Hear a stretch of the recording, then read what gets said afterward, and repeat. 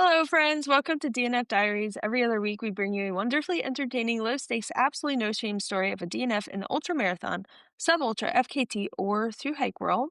For those that are not familiar, DNF stands for Dogs Not Fish, or I'm running out of ideas. Me and Arlie did too. Arlie did the Dogs Not Fish. I did I'm running out of ideas because truly I'm running out of ideas. I think at this point I'm just gonna throw random words at it. If anyone has one, please put in your review, your 5-star review, because we love those too. But also it doesn't mean that too. It means did not finish. So we're also accepting DNF stories through our email, dnfconfessions at gmail, or you can slide into our DMs on Instagram at dnf.diaries. Please send us your stories about quitting and endurance effort and include a photo too. I think I always have to go back and like ask somebody for a photo if you want. Like we can keep you anonymous and everything, and we don't need to include a photo, but it is fun at least for a visual person like me to get like a visual on the person that is DNFing. That is at least for me. If you don't want to be included in that way, just let us know. Don't send us a photo. But all that to say, my name is Tara Dower, and my chosen adventure is world traveler. I just got back from Thailand. Rascal and Arlie did the podcast. I haven't listened yet, but I'm sure it was amazing. It's always amazing with them. But I'm a world traveler now, always have been. It's in my blood. I went to Thailand. It was amazing. The Thai people are freaking phenomenal. The nicest, most welcoming people. I want to live there. And then I promptly went back to Seattle, where I'm staying with my friend, which is the third most expensive city in America. Thailand is so wonderfully cheap. I love it. Seattle, not so much, and I went to Whole Foods once and spent all the money I would spend in a whole week in Thailand. So, there's that. Go to Thailand, it's amazing for more than it just being cheap. Who am I joined by? You are here with Arlie Hiskey, and we held down the fort while you were gone. Rascal and I did. And right now my chosen adventure is Zwifting What is on the that? indoor. It's on the indoor bike. And Oh, this more Zwifting and Netflix at the same time, or not necessarily wow. Netflix, but like TV. Yeah. It's great. Last week, I was saying that my gym TV show had ended, which was The Diplomat, and I was at a loss. Or not last week, last episode. Well, I've since found a new one and finished it this morning on the Zwift. I watched The Hunting Wives. Incredible. Must watch. Must watch. A riveting plot line. Really? Drama, murder, sex, secrets, politics. It's all comedy. It's all there. It's so good. It's on Netflix. You gotta watch it. You What gotta. episode are you on? I finished it. Oh, I think there it's were done. 8 episodes. Oh, they're not There's coming out only with a new 1 season. season. Right. It came out recently. Okay, so it's like a short series. A short series, but it's set up so that like I feel like there has to be a second season. Like the way it Oh, ends. I was like, we gotta have yeah, another you one gotta of have a these. resolution of some Yeah. sorts. It sounds like with that much drama, there's gotta be a second Yeah. season. So Yeah. would recommend everyone should watch The Hunting When Wives when you're when on you the indoor activities. when you said Zwifting, I thought it was like Swiffering, like the Swiffer. No, I did Swiffer Yeah. this weekend also. That's a fun activity. It's quite nice when the floors have been Swiffered. Yeah, Do big you do big you into lift it. up do you lift up the carpets and the, like, furniture and do all of that, or do you leave it on the ground and just go around it? I go around it. Okay. I'll run Yeah. the broom underneath the outsides of the carpets to Yeah, get the that's a things good that, like, trickle in. I love mhm. a vacuum. I like the sound it makes when you can Mhm. hear it sucking up dirt. That That's a good crackle sound, oh, it's so good. it's one of the many Um, joys of life. yeah, yeah, Oh, oh, so good. yeah. Well, thank you, Ultra, for sponsoring this podcast. I love my Mont Blancs as always. I raced in them in Thailand and they did really well. Do you have a shoe or a product you're enjoying right now from Ultra? Oh, yeah, I've been crushing miles in the Torrens, Ah, the yes. road Torrens. I think they're all roads. Yes. Huge fan. Love the shoe, Mhm. love the product. Mhm. Probably gonna keep using it. I the other day, something I don't know what it was. Oh, I was running on the treadmill and I was like, "Huh, maybe I should get curious about the road version of the Olympus." Never tried it. No. It's like not my most favorite shoe by Okay. Ultra. I think there's a lot. Well, maybe they redesigned it. I really need to try it again. But I think like I'm just a torn girl in and out. I really like the Torrent. I've had a bunch of pairs Yeah. and I'm a big fan. Yeah. Yeah, they're a Yeah. solid road shoe, 0 drop. Yeah. Yeah. So, Yeah. Oh, so good. I so guess we good. can get into Ultra news, and, like, there isn't a whole much or a whole lot. So I've, like, added these really fun stories in here, which I should have been doing all along. These really interesting, cool stories about people who might not be like elite people. All of our ultra news is mainly about elite people.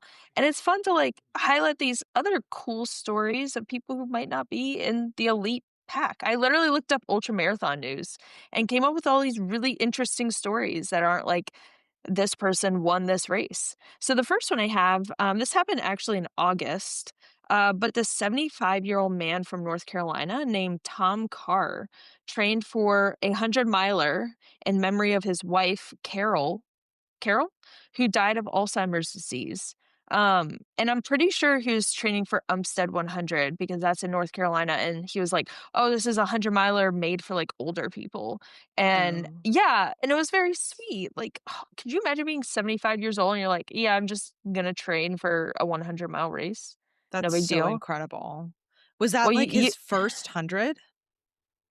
I believe so. It sounded like it was, but he's Wow. been running his entire life. Like, he's done a bunch of marathons and half Wow. marathons. And, what he would do is he would run around he had, like, this little looping driveway, and so he would put his wife when she was, like, progressively getting worse with Alzheimer's, he Mhm. would put her on the porch, sit her on a chair on the porch and say, "Stay here." He would run around his, like, little crescent moon, um, like, looped driveway Oh my over and gosh. over and over and over again, uh, and that's how he'd get his miles in, just watching her, so he was able to do both. I thought that was so Wow. sweet. That's What a crazy. I would That's love to see. incredible. Yeah. Um Gene Bruckert, at 90 years old, finished the 50-mile race at Tunnel Hill in 24 hours. He was the last finisher, but he finished at 90 years old. Wow. Wild. In 24 Wow. hours. Yeah. That's Yeah. crazy. And then Sam King, he's from the UK, just got 79 ultra marathons in 79 days and is the new Guinness World Record holder for consecutive ultra marathons for men. The record for women, overall too, I don't know if it's been approved by Guinness, but Candice Burt, who we all know, she did 200 days of consecutive running at least 50 kilometers or She more. did that, like, years ago too. Yeah, I think it was like I 2 remember years. seeing it on Mhm. Instagram. Yeah. Which I haven't been able to, like, confirm if it is officially Guinness World Record. So, that's Okay. up for debate, but, it would seem somebody clarified this Sam King thing that he was Guinness World Mm, Record holder for men. So okay. That's a 50 lot. Ks, it's dedication. He also Yeah. dedicated it to, I believe, his mother who had a brain Aw. bleed. Yeah, a lot of heartwarming stories. Now Yeah. to go to the elite world, which not a lot's happening. I do want to shout out Robin. Robin for getting second at a huge race in Thailand. We both did the Hmong 50K and it ran through the mountains of Chiang Mai and went through villages. It was so cool, and it was just incredible. The nature, the people, the villages, it was so neat, and it was so hard. I had such trouble at that race, but Robin smashed it. She was on a mission. So congrats to Robin. The free trail nominations, I was gonna encourage people to go send in their nominations, but for Trail Runner of the Year and, like, Trail Performance of the Year, but it just closed at noon today. This is Monday. Oh. Oh, no. No. Oh my gosh. If I get this up tomorrow, Tuesday, which I will, the 16th. Okay, so I'm gonna Oh. get this up tomorrow morning, the 16th, Tuesday, and the nominations end at noon PST. So everyone that lives on the East Coast, it's gonna be 3 o'clock for you. Nominations end at, like, what is that, 1 for Colorado people. So get your nominations in by those times tomorrow on Oh, that's so weird. They say they must have got this wrong. They said closing at noon PST on Monday, December 16th. So they must mean Oh. Tuesday. Yeah. Yeah. Oh, well. But, I thought we would go over a couple of the names on here, Yeah, who's on the but list? oh, so Who's many people. nominated? Let me see here. Let me actually open it up. Free trail. Oh, it's so cool. They do performance. They're not biased on the distance, so it could be like VK to like 200 plus Oh, that's so races. cool. It's not a they say they specify it's not a popularity contest. It's trail specific. So FKTs aren't involved. Like they are on trail, but they do Mhm. leave those They want separate. races. Yeah, and they also don't do road races. And oddly enough, they consider Tunnel Hill to be a road race. I Isn't it like a towpath?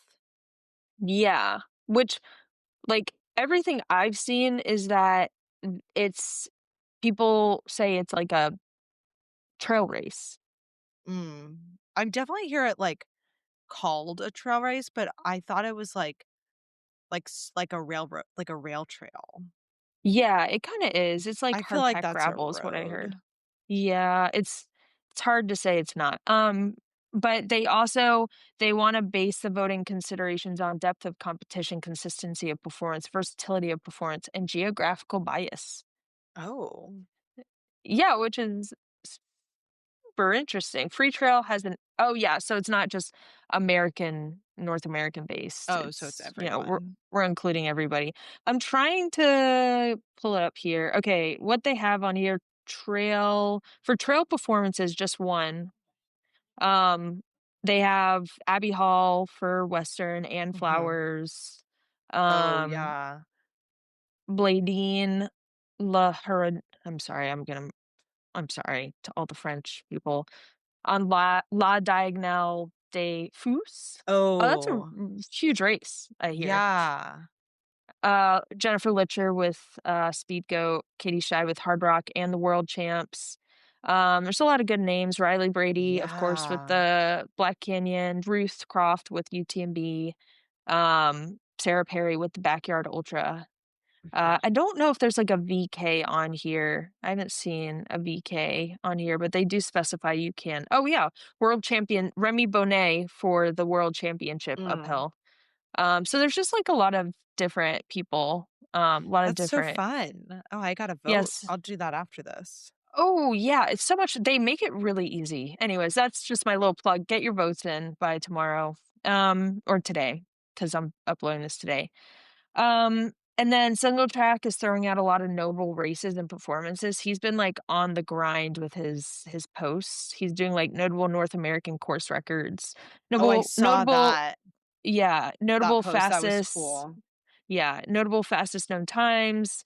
He's done, like, Hard Rock lineups, and he's done Western States lineups. Um, yeah, it's extensive. I love seeing the content, but there's not like a whole bunch of races going on right now. So that's just like the news I found. I think we should do more of those like fun little tales. Yeah. Wait, I'd like to add in a little bit of ultra news, just off Oh, the top of my yes. head. So Off the I dome. off the dome, I closely followed CIM with 2 of my roadie BFFs. We all watched it together. Oh, so Um, cool. and it was so fun and so weird to watch this, like, intense race where Courtney and Riley are running, and not once are they mentioned or seen. Not a single time in the whole Really? broadcast. Yeah, but you know what? Christian Allen got 2nd. Dude. That's S wild. It was wild. It was wild, and, like, the man that there was this one guy leading for, like, 25 miles, like, way ahead of the pack. It was strange, and then he got passed by, like, multiple people in the He's only last, got a like, mile mile left. or 2. Oh Yeah, my maybe it gosh. was, like, in the last, like, 2 miles he got passed. It was crazy, and Oh, then the women's race, the woman that won, I don't remember her name, but it was her debut marathon. She won, set a new course record, I believe.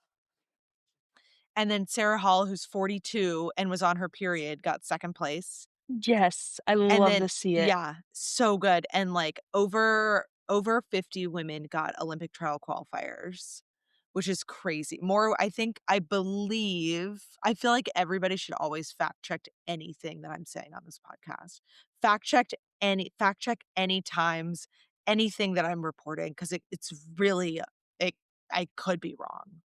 It could be wrong, I'm but I believe that I'm looking right more women now. than men got Olympic trial qualifiers, and, like, the women's finish line, it was so fun. Everyone was just, like, hanging out and, like, waiting and, like, hugging and cheering and Oh, crying and yay. throwing up, and, like, it was so fun, and then, like, Courtney Oh, and Riley and there were some other notable, trail women running or, like, people oh, from the trail really? world in the women's field. I don't remember who else. But those were the 2 athletes I was following, and then the other thing I wanna mention is Anna Gibson qualified for the US Yes. Skimo team, How did I forget about and that? yeah, the SWAT podcast did a great kind of, like, recap of the, like, fuller Anna Gibson Skimo situation, but it's really incredible, and, like, she's, like, such an athlete. Oh my god, Oh my and, like, gosh, yeah. fearless as well. That was her first skimo race? I believe so. Yeah, that's wild. I looked it up. Molly Bourne won the Oh, CIM with okay. 2:24, and yeah, Yeah. you're right about, Christian Allen got 3rd, Oh, he got 3rd. Okay, okay. 2:09, 57. Insane, and he was just coming off, like, a big win of, like, a VK or something. That's wild. Yeah, Dude is yeah, on a tear. yeah. Oh, It was so fun to wow. watch him race. Yeah. And Courtney wasn't really far off of, She like, missed the OTQ by, like, 2 minutes.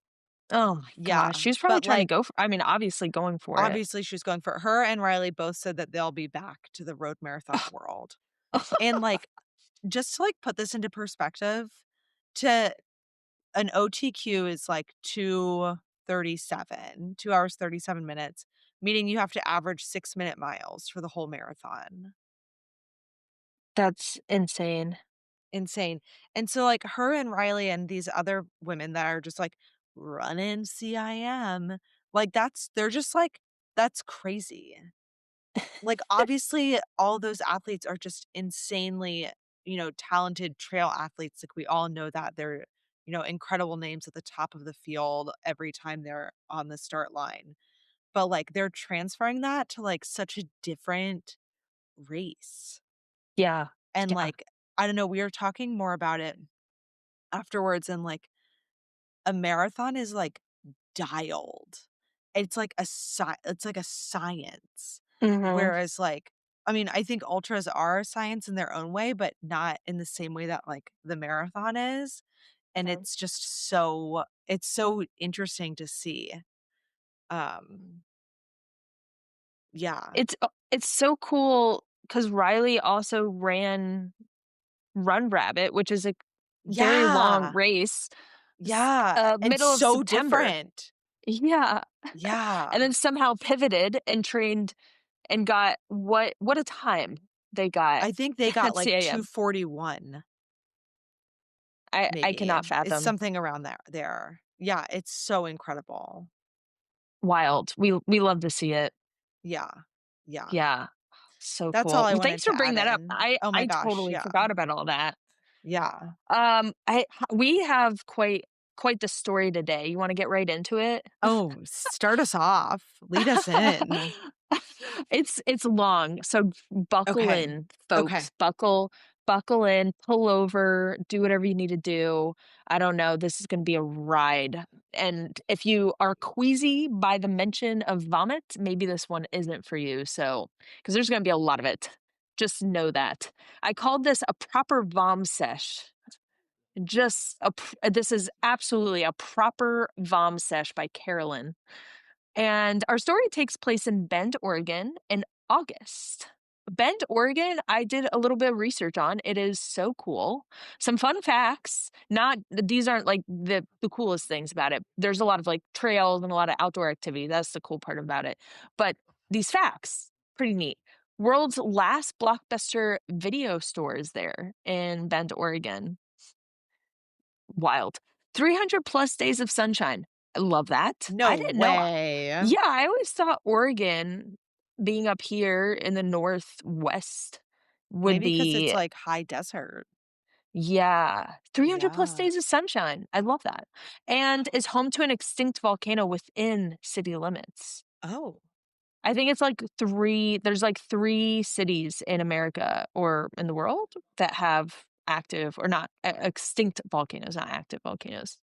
But our friend's name is Carolyn, and she had quite the quest at Oregon Cascades 100 miler. Some things to know about Carolyn was that this would be her second 100-mile race. She also lives in Bend, so she understood the heat and the air quality. She understood how that could affect the race. Um, and as we mentioned, the race in question is the Oregon Cascades 100, which begins in Bend and ends in Sisters, Oregon. It's got 10,900 feet of gain, 11,400 feet of loss, and Oregon Cascades is considered runnable. It's a runnable 100, which I always laugh when it says a runnable 100. Well, that's, What is like, that?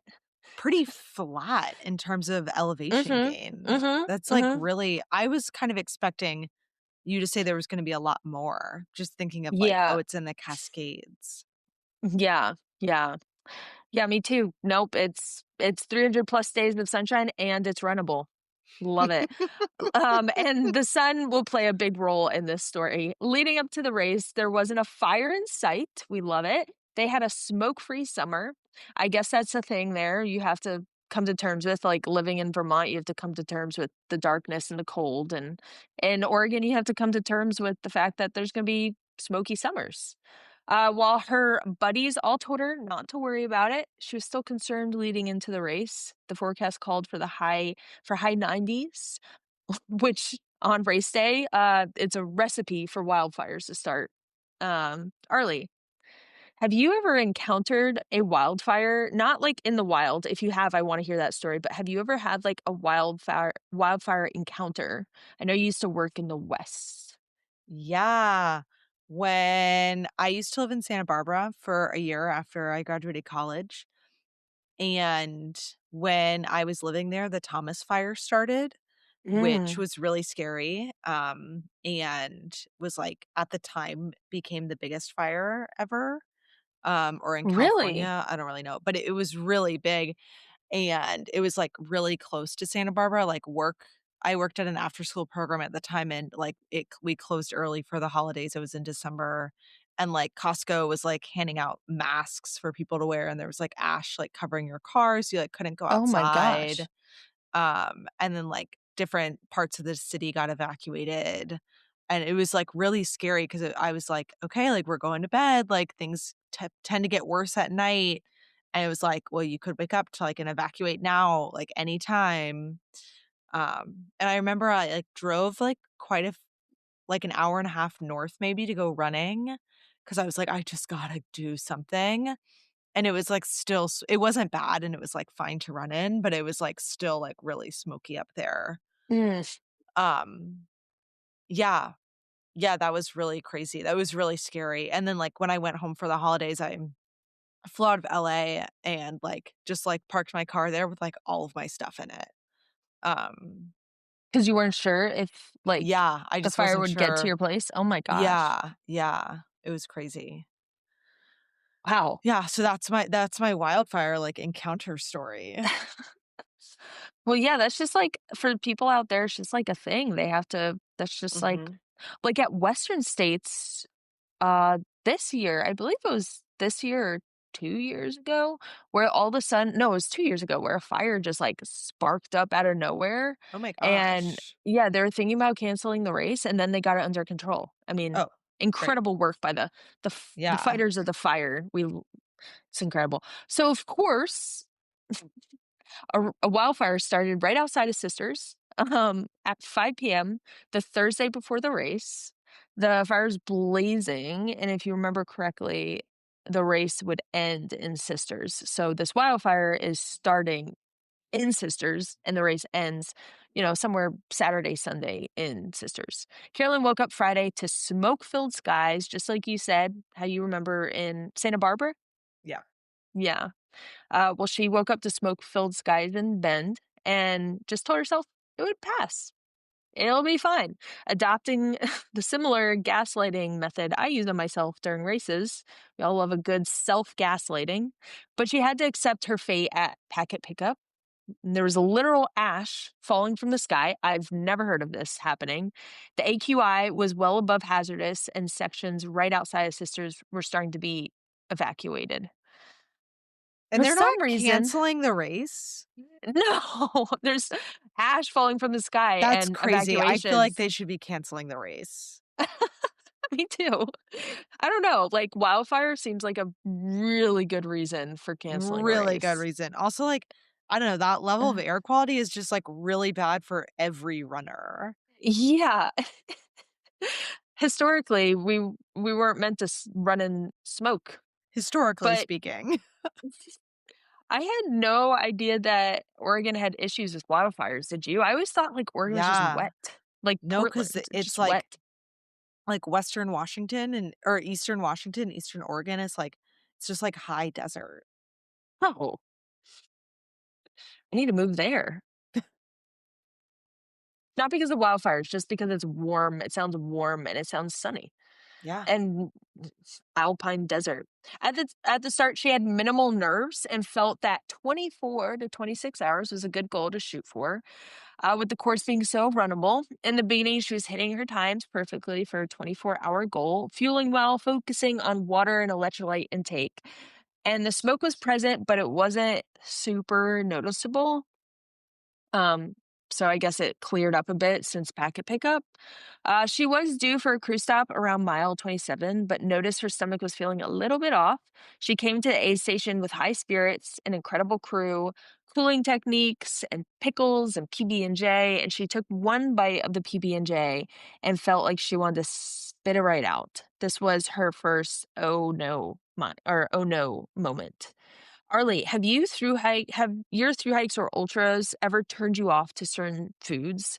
Like, you take a bite and then it's like, "I'm never eating this again in my life. This 100%. is never happening." Absolutely. I call it the trail mix graveyard, and there's so many things in it. There's, like, some things that only have a tombstone, but they, like, haven't been buried yet, but, like, they're working their way to it. Uncrustables, buried. They're gone, they're in the graveyard for sure. When were those buried? What during what thing? I don't know, I think I just had too many of them. And, like, this was actually really strange, I didn't expect it, but it has, like, stuck pretty much. When I started the AT, like, immediately on the AT, I was like, "Peanut butter makes me nauseous." I was like but, like, I am, like was, like, I would eat peanut butter, but, I got on trail and I was like, "The idea of it makes me wanna throw up, can't do it." And, like, even now, that was years ago, like, I put peanut butter, like, in, like, a smoothie or, like, oatmeal or something like that, but, like, as a primary flavor, can't do it. Primary ingredient, nope. I don't want No? anything to do with it. Ugh. Oh, Any type yeah. of, like, peanut butter tortilla situation, immediate no. Has your crew Immediate no. has your crew ever come up to you with, like, a peanut butter thing, and you're just like, Thank God, Not happen, no. buddy. That's good." No, Yeah. no.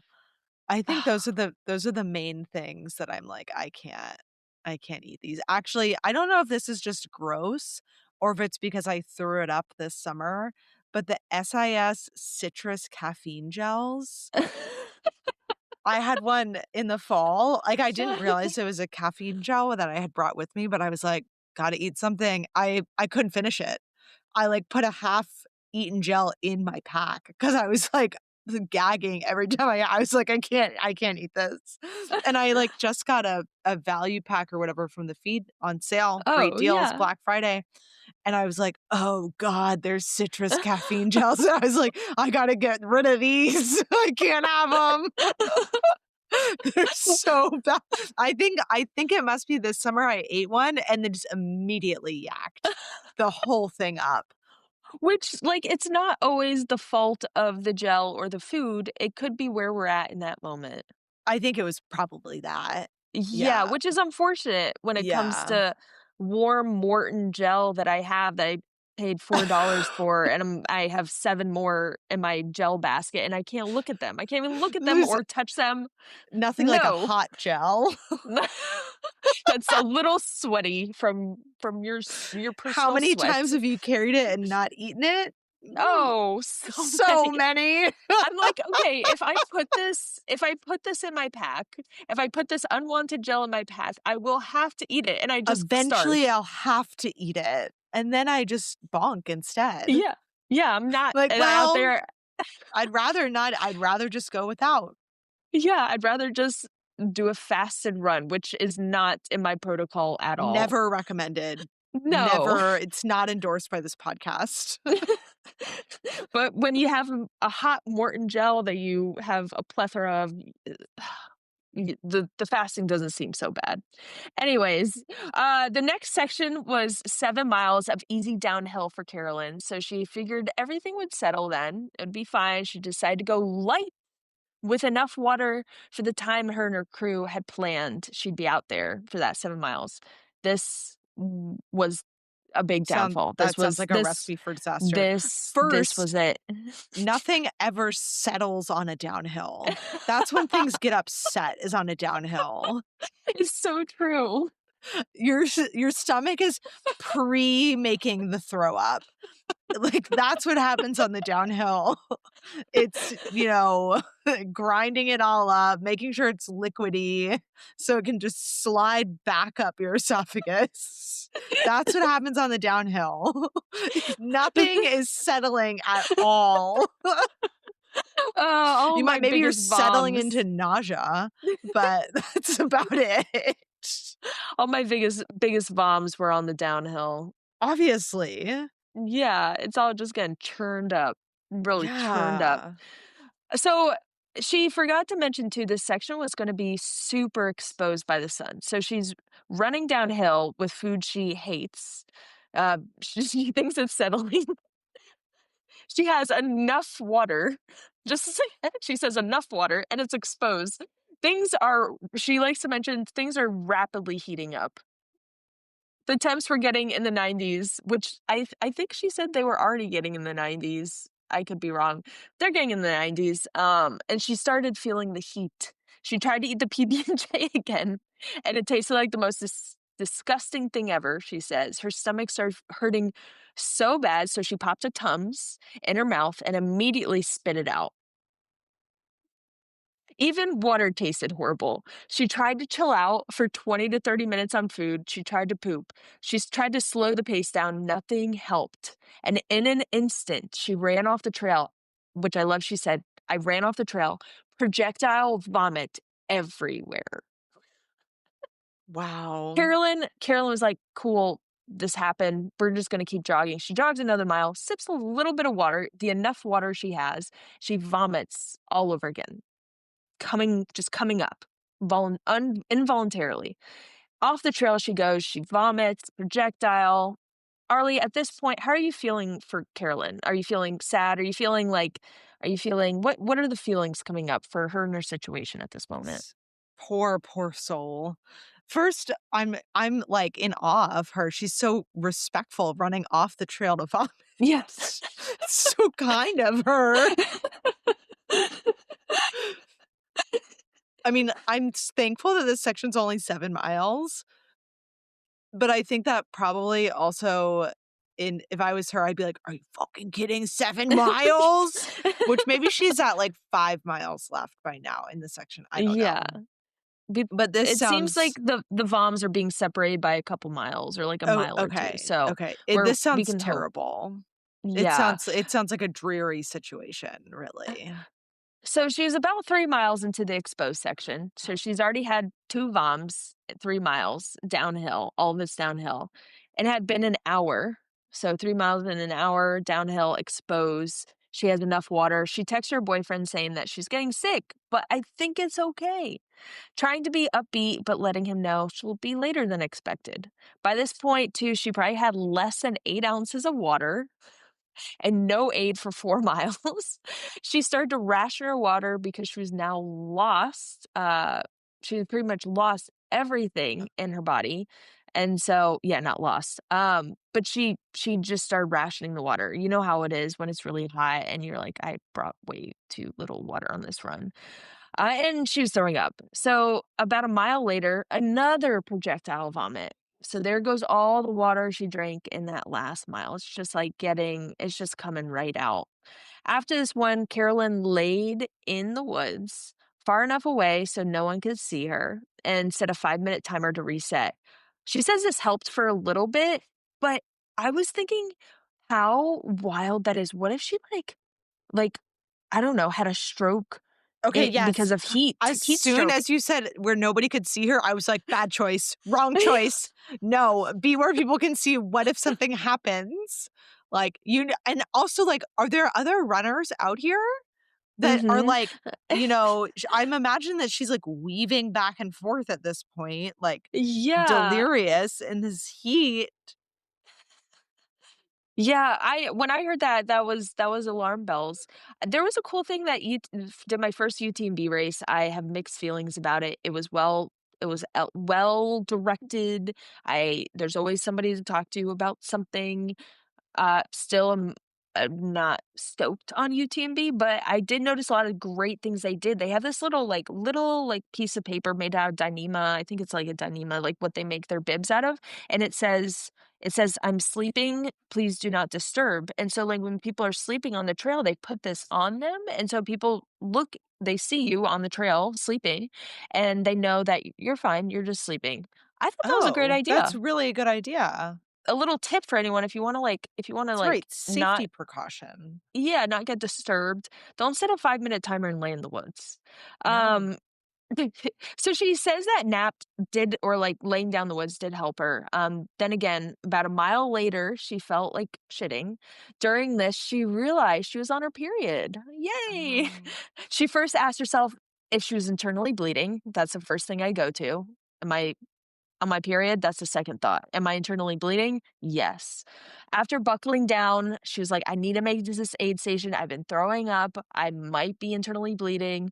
Maybe I'm on my period. I got to get to the crew at the aid station. She told her crew when she got there that she had to lay down. And of course, they wouldn't let her because of the time goals that she had. And so they're just trying to like keep her going. But they also had like no idea what the last 2 hours entailed. So they kept feeding her and she would spit it out. And they finally let her lay down on a cold, wet blanket. And within 5 minutes of laying down, projectile vomit. Every time she's saying projectile vomit, I was just like imagining what this vom was like and where she was. And she likes to mention this one. This one was a big one. This was a Oh. big vom. Probably Uh, because 'cause they've been force feeding her all that stuff. Yeah, Carolyn tried to tell everyone it feel a lot better after every one, and after that, their tough love mentality turned into getting her back to life.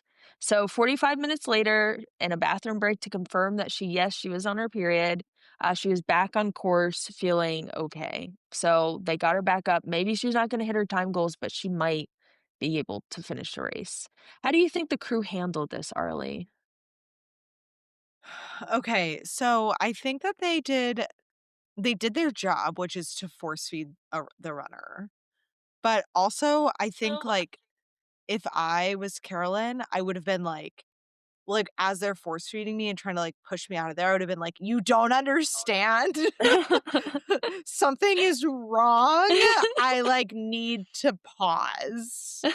Um, but also I think, like, that is, like, the crew's job, though, because, like, as the runner, like, I'm acting irrationally, Mhm. and so, like, I think that they handled it well, and, like, I hope that, like, 45 minutes was, like, long enough for her body to kind of, like, readjust to the situation at hand.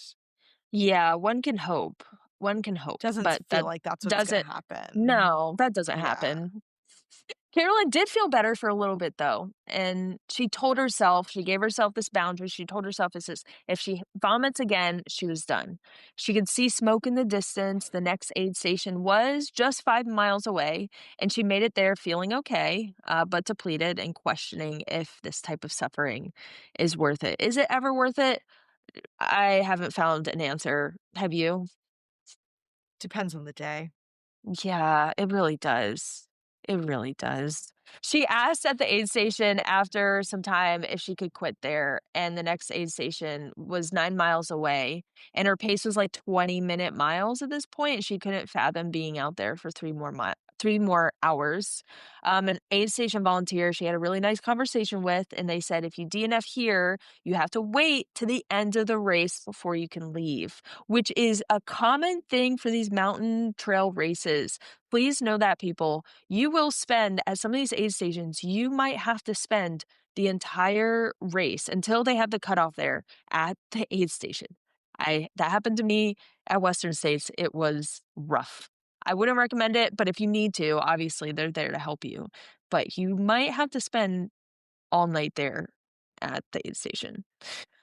So, um, she was like, "Well, I'm not gonna do that." Multiple other runners had told her, they were also projectile vomiting and DNFing at the next aid station.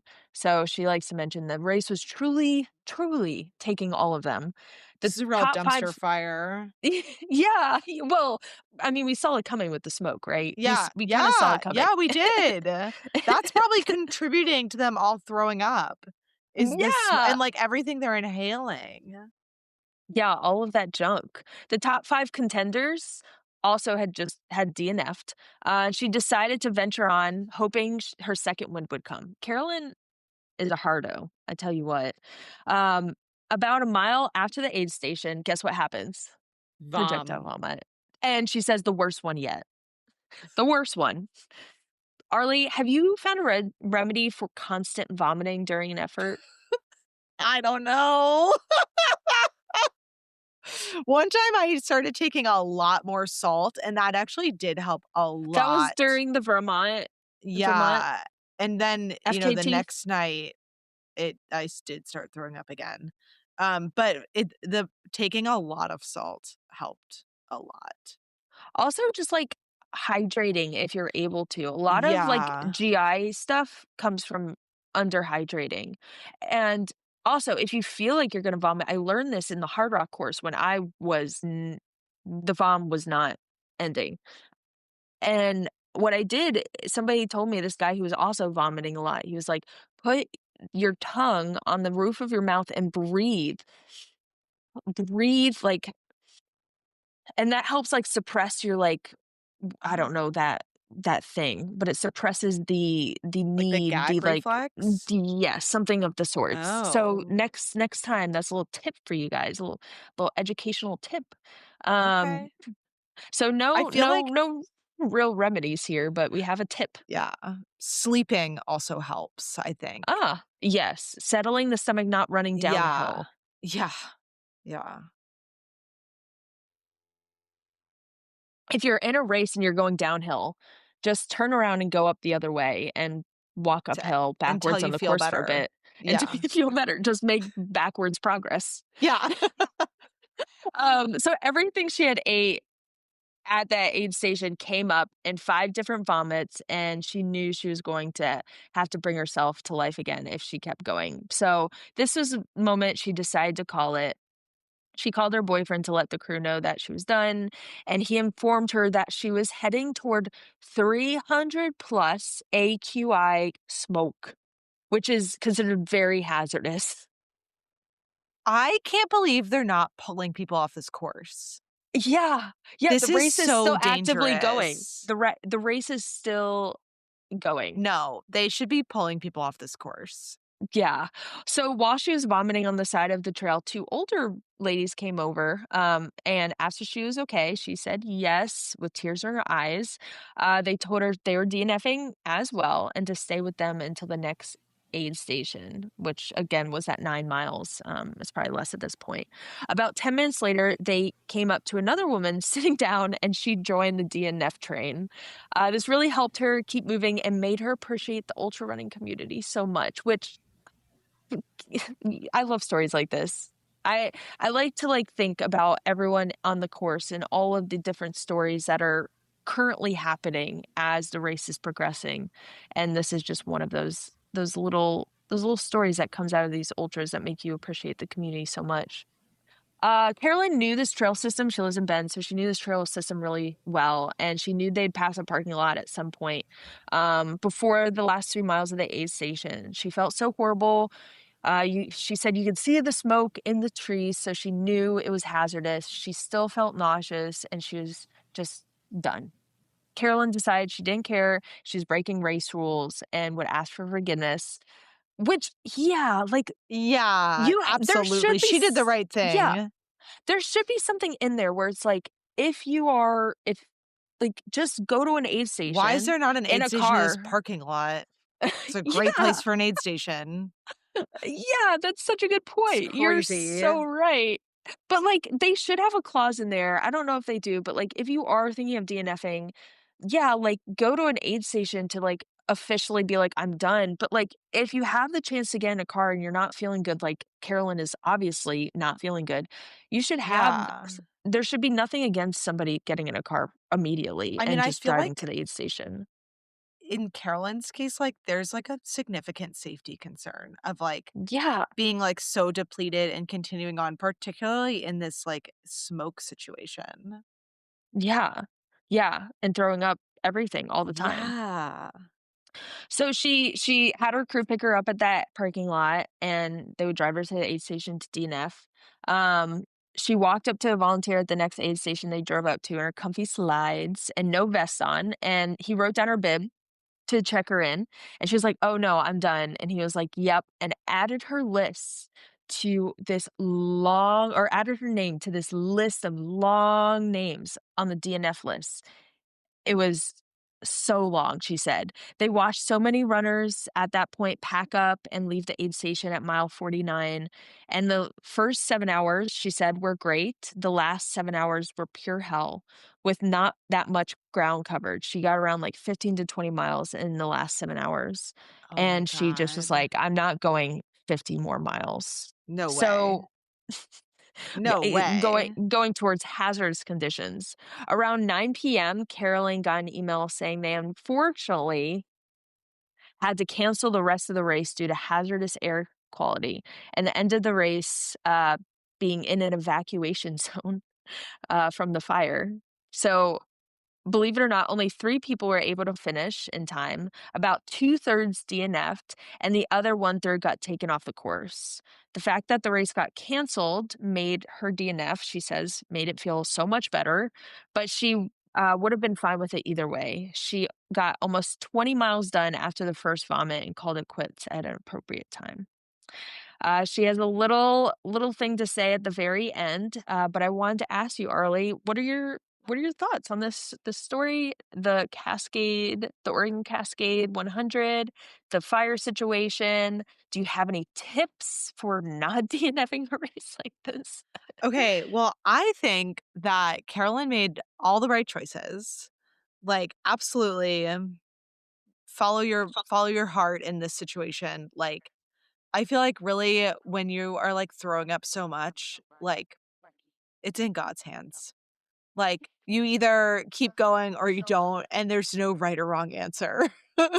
It's like it's such a personal choice with, like, that much throw up, you know?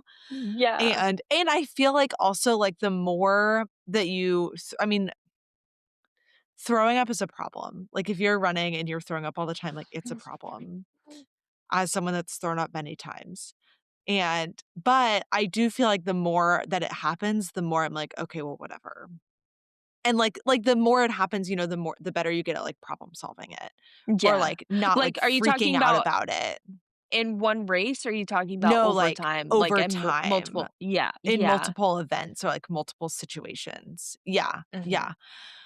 But also, I think, like, they should have canceled this race from the beginning. I can't believe they kept it going. That's crazy. That's so unsafe. I The what were these around race directors thinking? Also, it was 9 p.m. when she got the email. The race started in the morning. That seems like a long time to be, like, Yeah. They should have racing. canceled that, right? Make it a 10K out and back. I don't know. That's crazy. Yeah, I kinda have similar feelings that you do. You just get better at problem solving. But, like, I think the biggest thing she probably could have done, which, like, the smoke, you can't help a lot of the things that happen, but sh it the hydration might have helped a little bit with the Mhm. constant bombs. I do think the smoke had a big part in Yeah. it, but I think if she drank more water or, like, some sort of hydration carb mix, it might have been better if she just took in little bits of water and rehydrated. Yeah. Yeah. But also, what Totally. do I know? I'm just a runner. I don't know anything. Not a nutritionist. She says her last note on here, she said, "What did I learn from the DNF? Never," she repeats, "never sign up for a race in August in Central Oregon. Biggest mistake she's ever made." And she said, "Time to find redemption." We are looking forward to it, Carolyn. We're looking forward to the redemption. Yes, we Yeah. are.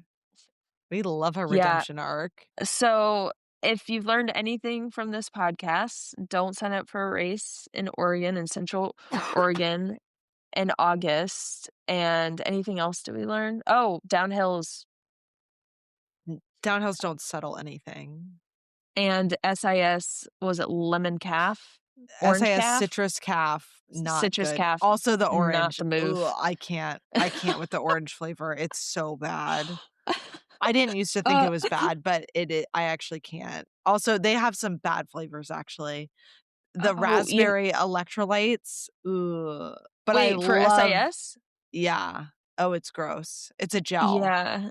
and it's like raspberry with electrolytes or something like that. It's really nasty, but they have Oh. a lot of really good flavors. I eat a lot of SIS gels. Oh, good. Just like the Tutti Yeah. Frutti, the Tropical, those are good. Oh, good.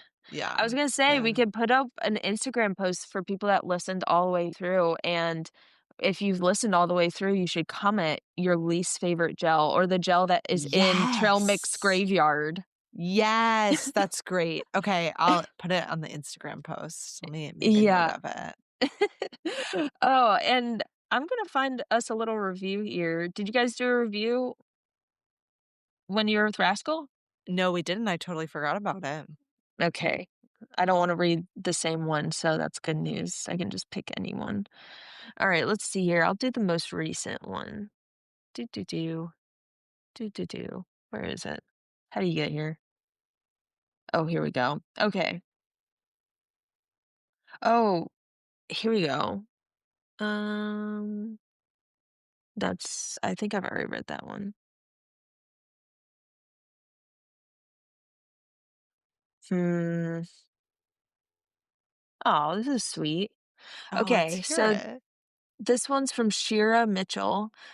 She says, favorite new podcast. This podcast is a delight and a celebration of caring deeply, absurdly, and glorious failure. I laugh and am inspired every time. In love with Tara and Arlie. Oh, yeah. That's so sweet. We love That to was hear it. I like that. In celebration of caring deeply, absurdity, and glorious failure. I really Yeah, like that. that's good. That's Oh, thanks, good. Shira. Oh, so good, Arlie. Oh, This look at was us. great. What a That story. that was a story. Oh, man, I'm glad that we were able to record on time. I've been so busy, but this has been such a nice time with you. It always is. Yeah. Yeah, it was great. Yee! All right. Yay. Oh, what's your socials? Find me at a.hisk on Instagram, and that's it. Yee.